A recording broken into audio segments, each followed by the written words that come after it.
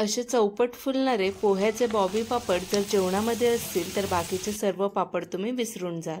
हे बॉबी पापड तळल्यानंतर एकदम खुसखुशीत होतात आणि चविष्ट सुद्धा। पोह्याचे बॉबी पापड बनवण्याची ही सर्वात सोपी पद्धत। पोहे इथे भिजवण्याचीही गरज नाही किंवा पोह्याचे पीठ शिजवण्याची गरज नाही। एकदम झटपट होणारे पापड आहेत हे। तळल्यानंतर चौपट फुलतात आणि एकदम खुसखुशीत तयार होतात। वर्षभर टिकणारे हे पोह्याचे पापड बनवायला सुरुवात करूया। पोह्याचे बॉबी पापड बनवण्यासाठी इथे मी 4 कप पोहे घेतलेले आहेत। तर इथे कोणत्याही कपाचे मापाने तुम्ही पोहे घेऊ शकता। हे पापड बनवण्यासाठी तुम्हाला इथे पातळ पोह्यांचा वापर न करता जाड पोहे घ्यायचे आहेत। चाळणीमध्ये हे पोहे घालून सर्वात अगोदर आपण चाळून घेऊया, म्हणजे त्याच्यामध्ये काही बारीक घाण असेल किंवा मग पावडर असेल ती निघून जाईल। चाळून झाल्यानंतर पोहे निवडून घ्या, म्हणजे त्यात काही मोठा कचरा असेल तर ते काढून घ्या। हा चाळून घेतलेला पोहा आता आपल्याला गॅसवर कडकडीत गरम केलेल्या पॅनमध्ये मंद आचेवर भाजून घ्यायचा आहे। पोहा भाजताना आपल्याला इथे सतत हलवत राहायचं आहे आणि इथे आपण पोहे शिजवणार नाही आहोत, फक्त हलके गरम करून घेणार आहोत, जेणेकरून पोह्याचं पीठ बनवताना ते सोपं पडेल, पीठ पटकन तयार होईल। पोहे भाजण्याऐवजी तुम्ही 3 ते 4 तास कडकडीत उन्हामध्ये हे पोहे सुकवून सुद्धा घेऊ शकता, म्हणजे तुम्हाला भाजण्याची सुद्धा गरज पडणार नाही। फक्त आपल्याला पोहे ह्यासाठी भाजायचे आहेत जेणेकरून पीठ तळताना ते पटकन बारीक होईल। पोहे थोडे आकसायला लागले आणि हलकेसे कुरकुरीत झाले की ते आपल्याला एका ताटामध्ये काढून पूर्णपणे थंड करून घ्यायचे आहेत। भाजून झाल्यानंतर पोहे जर आपल्याला कमी कुरकुरीत वाटत असतील तर काही काळजी नाही, ते थंड झाल्यानंतर एकदम कुरकुरीत असे तयार होतात। आता हे पोहे मी असे ताटामध्ये पसरवून घेणार आहे आणि पूर्ण थंड करून घेणार आहे। तर काही वेळानंतर हे पोहे पाहू शकता एकदम कुरकुरीत असे तयार झालेले आहेत। आता आपण याचं पीठ तयार करून घेऊया। पीठ तयार करण्यासाठी मिक्सरच्या भांड्यामध्ये जितके पोहे बसतील तितके घालूया आणि या पोह्याचं बारीक असं पीठ दळून घेऊया। बाकीचे उरलेले पोहे नेक्स्ट बॅचमध्ये आपण दळून घेऊया। तर इथे मी पाहू शकता बारीक असं पोह्याचं पीठ तयार करून घेतलेलं आहे। आता एका चाळणीच्या मदतीने हे पोह्याचं पीठ चाळून घ्यायचं आहे, जेणेकरून त्यात काही पोह्याचे अख्खे तुकडे असतील तर ते बाजूला होतील। तर इथे मी अशाच पद्धतीने सर्व पोह्यांचं बारीक असं पीठ तयार करून घेणार आहे।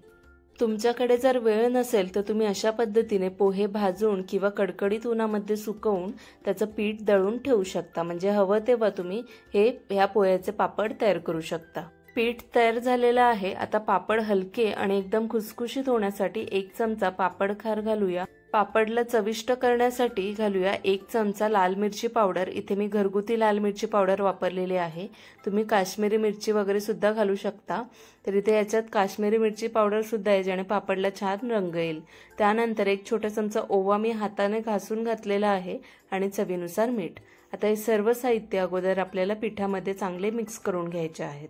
पीठ मळण्यासाठी इथे मी एक मोठा वाडगा भरून पाणी घेतलेलं आहे। आता हे सर्व साहित्य मिक्स करून झाल्यानंतर आवश्यकतेनुसार पाणी घालून आपल्याला हे पोह्याचं पीठ चांगलं मळून घ्यायचं आहे। 4 कप पोह्याचं पीठ इथे मी तयार करून घेतलेलं आहे आणि इतकं लक्षात घ्या की पोह्याचं हे पीठ मळताना आपल्याला भरपूर पाण्याचा वापर करावा लागतो, कारण पोहा जो आहे तो पाणी भरपूर शोषून घेतो। त्यामुळे मला वाटतं हा पूर्ण वाडगा भरून पाणी मला इथे लागणार आहे। तुम्ही जसजसं याच्यात पाणी ओतून पीठ मळत जाल तसतसं तुम्हाला हा गोळा कडकच लागेल, असा मऊसूद लागणार नाही, कारण जोपर्यंत याच्यामध्ये पुरेसं जितकं पाणी हवे तितकं पाणी जाणार नाही तोपर्यंत तुम्हाला कडकच गोळा लागेल। त्यामुळे आवश्यकतेनुसार सतत आपल्याला हळूहळू पाणी घालून हे पीठ छान मळून घ्यायचं आहे। तर मी इथे पाहू शकता थोडं फक्त पाणी उरलेलं आहे आणि त्याचा मी गोळा करून घेतलेला आहे।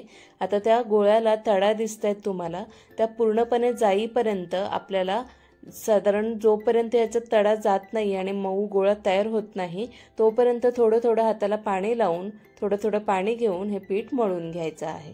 तर आता इथे थोडं पाणी उरलेलं आहे, पाहू शकता इथे मी पोह्याचं पीठ जे आहे ते चांगलं मळून घेतलेलं आहे। हे पहा एकदम मऊ गुळगुळीत गोळा तयार करून झालेला आहे। आता आपल्याला बॉबी पापड तयार करून घ्यायचे आहेत। आता बॉबी पापड बनवण्यासाठी अशा पद्धतीचा आपल्याला आकाराचा साचा लागतो, तो आपल्याला साच्यामध्ये घालून घ्यायचा आहे आणि साच्याला पूर्णपणे आतून पाणी लावून घ्यायचं आहे, जेणेकरून पीठ त्याला चिटकू नये। तर आता इथे थोडं पीठ घेऊन आपण असं थोडं थोडं पाणी लावून मळून घेऊया। पोह्याचं मळलेलं पीठ 1 मिनिट सुद्धा आपण असं बाहेर ठेवून दिलं की ते लगेच कोरडं व्हायला लागतं। तर आता हे पीठ थोडं हलकं कोरडं झालेलं आहे म्हणून मी पुन्हा हाताला पाणी लावून हे चांगलं मळून घेतलेलं आहे। जर तुम्ही जास्त प्रमाणात करत असाल तर हे पीठ जे आहे ते तुम्ही असं एका भांड्यामध्ये झाकून ठेवा, जितकं लागेल तितकंच वर ठेवून द्या। पीठ कोरडं जरी झालं तरी आवश्यकतेनुसार पाणी घेऊन मऊ गोळा होईपर्यंत पुन्हा मळून घ्या, काही प्रॉब्लेम नाहीये। आता आपण तयार केलेला गोळा साच्यामध्ये दाब देऊन देऊन गच्च भरून घ्यायचा आहे। फक्त थोडी वर जागा ठेवायची, एकदम पण फुल भरायचं नाहीये। पीठ फक्त दाबून दाबून भरा, त्यात थोडी गॅप राहायला नको, नाहीतर पापड व्यवस्थित होणार नाहीत। आता आपल्याला व्हिडिओत दाखवल्याप्रमाणे साच्याने हे बॉबी पापड तयार करून घ्यायचे आहेत। हे बॉबी पापड अजिबात एकमेकांना चिटकत नाही, एकदम व्यवस्थित पापड तयार होत आहेत आणि अजिबात याला तडा कुठे जात नाहीत, कारण आपण पीठ व्यवस्थित मळून घेतलेलं आहे। पिठाचा व्यवस्थित जास्त वेळ मळून मऊ गोळा तयार केलात, म्हणजे मऊ म्हणजे पातळ करायचं नाही पीठ, फक्त जसं आपण चपातीला करतो तशा पद्धतीचा थोडा मऊ गोळा तयार करून घ्यायचा आणि आपल्याला हे साच्यामध्ये भरून असे बॉबी पापड तयार करून घ्यायचे आहेत। काही पापड साच्याने पाडून झाले की आपल्याला असे वेगवेगळे हे पापड करून घ्यायचे आहेत। पाहू शकता अजिबात ते पापड एकमेकांना चिटकत नाहीयेत, व्यवस्थित झालेले आहेत, म्हणजे आपण पिठाचा गोळा जो आहे व्यवस्थित तयार केलेला आहे, अजिबात तडा नाहीयेत। साच्यामध्ये पीठ भरताना चुकून जर साच्यामध्ये थोडीशी गॅप राहिलेली असेल पिठाच्या मध्ये आणि जर पापड एखाद दोन व्यवस्थित आले नसतील तर ते व्यवस्थित न आलेले पापड आपल्याला वेगळे करायचे आहेत आणि बाकीचे सुकत घालायचे आहेत आणि व्यवस्थित न झालेले पापडचं पीठ आपल्याला जे पापड अजून तयार करायचं आहे त्यातच घालायचं आहे। आता सर्व बॉबी पापड मी तयार करून घेतलेले आहेत आणि एका दिवसातच हे फॅन खाली व्यवस्थित सुकून जातात, तुम्हाला उन्हाचीही गरज पडत नाही। तरी सुद्धा एखाद दिवस याला ऊन द्यायचं, म्हणजे हे पापड चांगले वर्षभर टिकतात। हे बॉबी पापड आपण असे लांब लांब तयार केलेले आहेत, तुम्ही लहान लहान सुद्धा करू शकता, पण इथे लांब लांब केलं की पटापट हे आपले तयार करून होतात। तर आता असे मी 2 मधून तुकडे करून घेणार आहे, अशाच पद्धतीने जेवढे तळायचे असेल पापड तेवढ्यांचे, आणि गरम तेलामध्ये आपल्याला हे पापड तळून घ्यायचे आहेत। हे बॉबी पापड तळताना तेल चांगलं गरम असलं पाहिजे, कमी गरम असेल तर ते व्यवस्थित फुलणार नाहीत। कडकडीत गरम तेलामध्ये मी हे बॉबी पापड टाकलेले आणि पाहू शकता किती चौपट फुललेले आहेत। ते सुकल्यानंतर तुम्ही त्याचा आकार पाहू शकता आणि तळल्यानंतर पाहू शकता एकदम चौपट फुलून एकदम खुसखुशीत असे हे पापड तयार झालेले आहेत आणि हे चवीला एकच नंबर लागतात, तुम्ही बाकीचे पापड सुद्धा विसरून जा। पोह्याचे खुसखुशीत आणि चौपट फुलणारे आपले बॉबी पापड तयार झालेले आहेत। तुम्ही सुद्धा या उन्हाळ्यामध्ये नक्कीच ट्राय करा, तुम्हाला सुद्धा हे पापड नक्कीच आवडतील।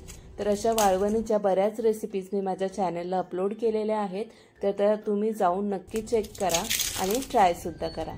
आता हे तयार झालेले पोह्याचे बॉबी पापड एका हवाबंद डब्यामध्ये भरून ठेवा आणि त्याला अजिबात पाण्याचा हात लावू नका, वर्ष ते 1.5 वर्ष हे आरामात चांगले टिकतात। माझ्या रेसिपीज जर तुम्हाला आवडत असतील तर चॅनलला सबस्क्राईब नक्की करा। भेटूया पुढच्या नवीन रेसिपी सोबत। धन्यवाद।